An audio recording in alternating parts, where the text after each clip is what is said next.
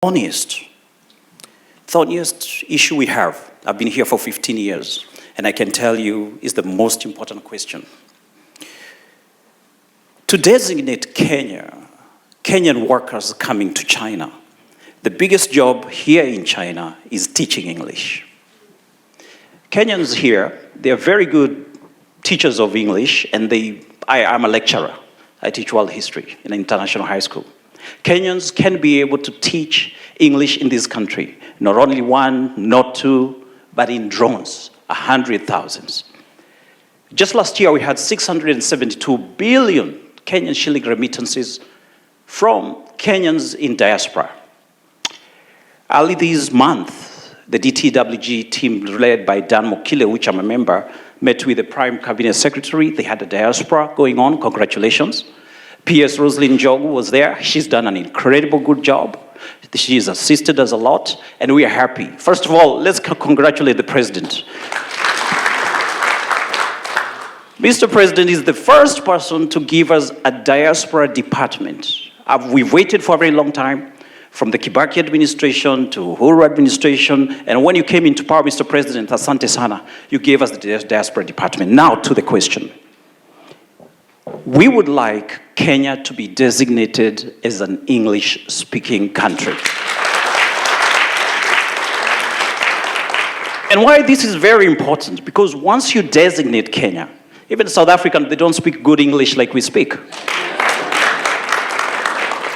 Once you designate Kenya as an English-speaking country, in your bilateral talks with Xi Jinping, we can be able to get work permits to work in China. That's how it goes. Designation, and then number two, work permits. Once we get work permits, this one's going to have a lot of teachers in Kenya coming to work here. And you don't need to be a teacher to come and work in China. You can come and work in China. Then the business people, once the work permits are out, the business people can be able to have visa reciprocity. Because workers can be able to get working visas, even the business people can be able to get those 2 years visas. The students, I don't know if the student is here. Is there a student leader? The students who are in China cannot work in China. The same part will make the students also be given the permission at least to work and not depend on their parents back home. So, Mr. President, this is the most important thing. As far as Kenyans in China are concerned, this is the most important. My question, with the same designation of diaspora department and the Prime Cabinet Secretary here, can you assist us, please, get that designation of English, then move forward and get those work permits so that we can bring Kenyans here. The 672 billion shillings we're talking about will trickle to 1 trillion Kenyan shillings. So did you say you want more Kenyans to come and work in China? Very good. So I hope you help me answer the many people in Kenya who tell me that I am exporting Kenyans. You know? I have a big problem with I have a big problem with people who are telling me that I should be creating jobs for people in Kenya, which I am trying. But if there is opportunity elsewhere, I mean, is there anything wrong with Kenyans accessing opportunities elsewhere? I hope some people are listening to this so that the people in Kenya who are fighting me and telling me I'm exporting people, they should understand that we are in a world that is a global village. And we should explore opportunities everywhere. And I am very proud of the Kenyans who have taken up the opportunities that are available, that are available globally. And it is the reason why I set up the Diaspora State Department. So already it is in my radar. And CS for PCS and CS for diaspora and foreign affairs, together with Roslyn Jogu, my PS for diaspora, are seized with that matter. We have signed several bilateral labor agreements that provide the framework you're looking for. It is our intention to pursue the same bilateral labor agreement that will also provide for Kenya being designated as an English-speaking country. In any case, Kenyans speak the best English than in any other country in Africa. And that is the correct position. So you're spot on, and you have given me an assignment, and I intend to report back shortly. While you are negotiating on the bilateral front, I would like you, Your Excellency, to know that there is a multilateral engagement between UN agencies in China and countries outside of China. So as a UN agency representative, and my colleagues do the same thing, we have a dual mandate. We engage on domestic issues in China, but it is my duty to ensure that the developing South benefits from China's vast South-South cooperation initiatives. And so, Your Excellency, we receive grant money. The UN system receives grant money from the Chinese government, from the Chinese public sector, to provide to countries primarily in Africa. Because China prides itself with the friendship it has with African countries. I do want to ask, Your Excellency, on those engagements, your ambassador does very, very well. What we need is reciprocal attention and fast action in Kenya when those initiatives come up. Because I have to inform you that sometimes we see an opportunity here, and remember, it is not only Kenya. Ghana is waiting. Ethiopia is around the corner. Rwanda is also keen. So we need to find a way to connect better around those initiatives that are available here for development in Africa. I want to thank His Excellency the Ambassador, because right now we have negotiated a partnership on the FOCAC, Africa Solar Belt, which is around renewable energy for essential services for children. This is coming to Kenya, but we can do much more. And I'm saying the pace is not as quick or as efficient as it could be. We need to improve on the turnaround time for matters between embassies and headquarters. Yes. I think PS Korir and your team, you need to pull up your socks so that whenever there are issues that require headquarters to provide direction or to engage in a certain manner, we can improve on the efficiency around that turnaround time. And with the expanded mandate of the Ministry of Foreign Affairs to include all the diaspora issues, and with an extra PS, I think there should be demonstrable progress in the efficiency around foreign affairs. And I agree with you that we need a country strategy. In fact, one of the issues I have discussed with Roslyn Jogu is how we can deliberately place Kenyans in some of the UN positions that arise. We have some of the best human capital anywhere in the world. There is no reason, absolutely, why we do not have undersecretaries in the United Nations. And therefore, I agree with you, and I'm sure the Honorable Musalia Mudavadi is going to provide leadership on that front. I've been here for close to 20 years now. And being here has meant that I have worked tirelessly to promote our beautiful country, especially in matters to do with tourism and education. I head the Institute of Kenya, Africa, China Languages and Cultural Exchange Center at Tianjin Normal University, which actually is is working with Kenya Bureau of Standards to do research on coming with the most or the best quality of avocados to be exported to the to the Chinese market. That's one of the things that we do there. However, my note would be for tourism, because being here, China is a huge country with a huge population, and if we can get at least 1% of Chinese people into our country, we can raise our tourism revenue so high.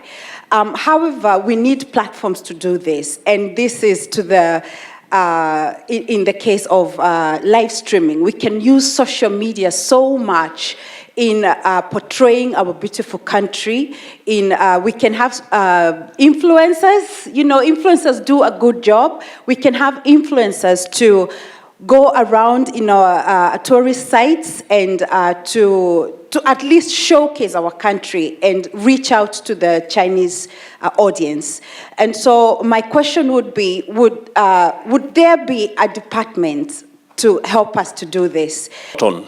We need a partnership with every Kenyan, because ultimately, each and every one of us as patriots have a responsibility to play in making Kenya what we all want it to be. So from wherever you are, whatever you're doing, it is important that you see how best you can positively profile our country. Just to inform you that on matters tourism, you're spot on. In fact, tomorrow we will be signing an agreement between Chinese media and our communications authority on specifically matters to do with tourism. And in fact, for the last 2 years, you may have noticed that with one of the Chinese channels, we've been live streaming the wildebeest migration out of Kenya. And in fact, this year, I intend to be part of the occasion. And I think last year they live streamed for, I think, 3 days continuously. And we got huge response. In fact, our tourism numbers from China went up to 91,000 last year because of some of those interventions. The whole tourism sector, the numbers grew by close to 450,000 last year, going up from about 2 million visitors to 2.45 million visitors. It is our intention to move it this year to 3 million. And some of the interventions you're talking about, Dr. Njeri, are the interventions that will make us achieve the number 3 million, progressively to 5 million visitors in 2027, hopefully. So we will find the mechanisms. I'm sure Balozi here knows that we will be signing the agreements tomorrow with the Communication Authority of Kenya, with the Chinese media.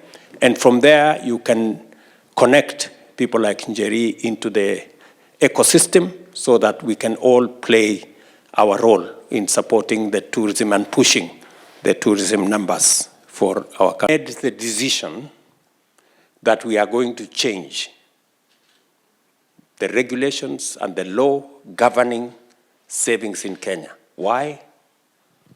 Because investment is a function of savings. You cannot invest if you don't have any savings. You have nothing to invest. And just for your information, China, savings in China is 55% of their GDP. In Kenya, we were at 8%, maybe 9%, maybe 10%. It is my intention to push savings as a percentage of GDP to between 25 and 30%. That is where a majority of countries are. And because of the changes we have made, the good news is that while we collected or saved 320 billion shillings for 60 years, in 2 years, we have doubled our savings, just in 2 years. By the end of this year, we will have 650 billion shillings saved because of the changes we have made. And by 2027, we will have 1 trillion saved.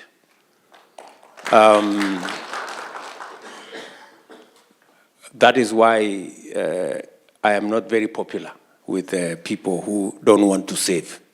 But for the people who want to save, they know what difference that is making. And that is how we are going to stop borrowing from other countries.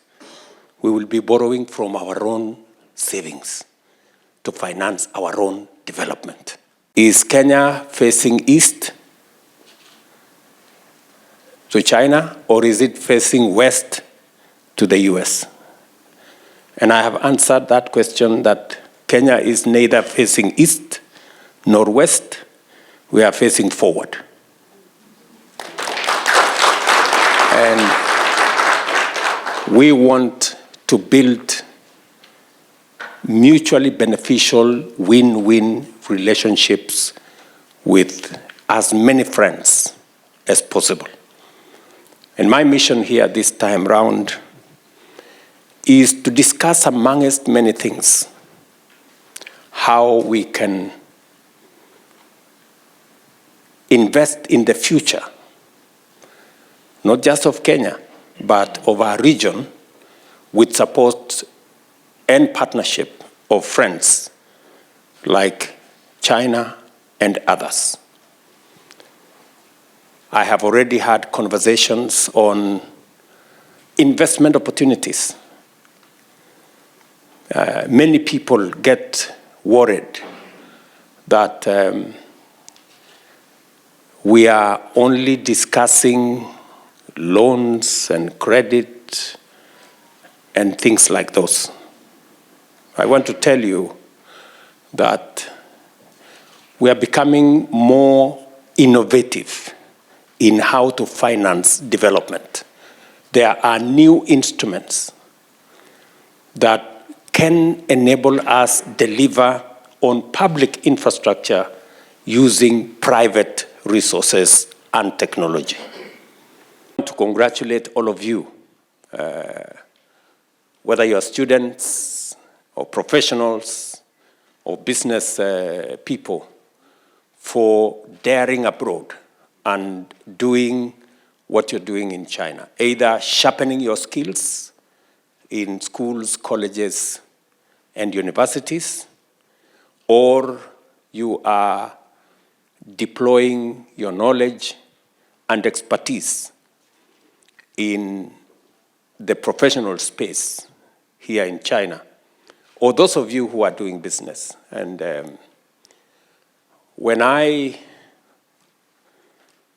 ran for president, I did commit that I will have a diaspora department that will, whose business it will be to manage the affairs of Kenyans in diaspora, to respond to their issues, and to serve them so that we can better leverage on the expertise, the knowledge, the efforts of people in diaspora to drive the development of our country.